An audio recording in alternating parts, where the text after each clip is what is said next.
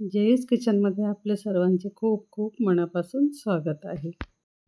आज मी तुम्हाला अगदी सोप्या अशा ट्रिक सांगणार आहे, की ज्यामुळे तुमच्या आलूच्या पराठ्यामध्ये तुम्ही कितीही सारण भरलं, तरी तुमचा पराठा अजिबात फाटणार नाही. फक्त तुम्ही म्हणजे ज्या सांगितलेल्या ट्रिक्स आहेत त्या फॉलो करा.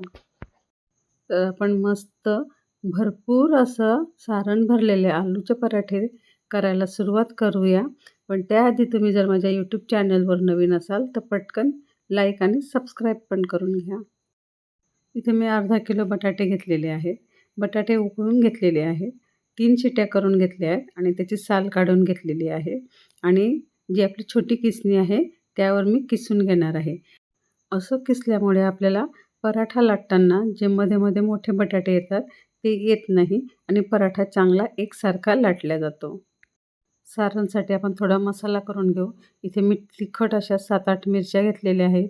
1 इंच आलं घेतलेलं आहे. 7-8 पुदिन्याचे पानं घेतले आहेत. पुदिन्याच्या पानामुळे आपल्या पराठ्यांना खूप छान असा फ्लेवर येतो. 5-6 मोठ्या लसणाच्या पाकळ्या घेतलेल्या आहेत. 1 चमचा जिरं घालून घेऊ आणि आता आपण मिक्सरला लावून बारीक करून घेऊ. कढईमध्ये छोटी पळी तेल टाकून घेतलं. त्यामध्ये आपण हिंग घालून घेतला आणि जो मसाला तयार केला आहे तो मसाला आपल्याला छान फ्राय करून घ्यायचा आहे. आणि नंतर यामध्ये आता आपण थोडी हळद घालून घेऊ. हळदमुळे कलर खूप छान येतो आणि चवीनुसार आपल्याला मीठ घालून घ्यायचं आहे. 1 चमचा जिरा पावडर घालून घेतलेली आहे आणि सोबत 1 चमचा मी इथे चाट मसालासुद्धा घालून घेणार आहे. चाट मसाल्यामुळे खूप छान चव येते आणि पचायला पण पराठा हलका होतो. मसाला मस्त परतून घ्यायचा आहे. मसाला परतून झालेला आहे. आता यामध्ये आपण जे बटाटे किसून घेतलेले आहेत ते बटाटे टाकून घ्यायचे आहे आणि चांगलं एकजीव होईपर्यंत मिक्स करून घ्यायचं आहे. हे बघा अशा प्रकारे आपल्याला चांगलं मिक्स करून घ्यायचं आहे. चवीनुसार मीठ घालून घ्यायचं आहे. तुम्ही जर अजून सबस्क्राईब केलं नसेल तर पटकन सबस्क्राईब करून घ्या आणि तुम्हाला व्हिडिओ आवडत असेल तर कमेंटमध्ये कमेंट करायलाही विसरू नका. बघा आता मसाला छान एकजीव झालेला आहे. आता मी एका ताटामध्ये हा पूर्ण जे सारण आहे ते काढून घेणार आहे आणि गार करायला आपण साईडला ठेवून घेऊ. वरून कोथिंबीर टाकून घेतलेली आहे. कोथिंबीरीमुळे पण खूप मस्त अशी चव येते.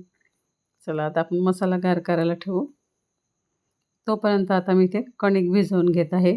कणिक आपली साधीच गव्हाची घेतलेली आहे आणि त्यामध्ये मीठ टाकून घ्यायचं आहे आणि मस्त असं मऊ आपल्याला कणिक मळून घ्यायची आहे. आपलं जे सारण असतं त्या सारणाच्याच लेवलमध्ये आपल्याला कमी जास्त घट्ट करून घ्यायचं आहे. आणि एक टिप सांगायला विसरली, की सारण आपल्याला अगदी कोरडं हवं आहे. जर आपलं सारण ओलसर असलं तर आपला पराठा 100% फाटणारच. म्हणून बघा सारण अगदी कोरडं घ्यायचं आहे. आता आपण एक छोटासा गोळा घेतला आहे कणकेचा. त्याची अशी वाटी तयार करून घ्यायची आणि त्या वाटीमध्ये आपल्याला हवं तितकं आपण सारण भरून घ्यायचं आहे. पराठा अजिबात फाटणार नाही कारण सारण अगदी कोरडं आहे. ही सर्वात महत्त्वाची टीप आहे, की सारण आपलं कोरडं असायला हवं. बघा आता मी किती मोठं असं सारण भरलेलं आहे आणि मी तुम्हाला आता पराठा पण लाटून दाखवत आहे. बघा पराठा लाटताना अजिबात फाटणार नाही.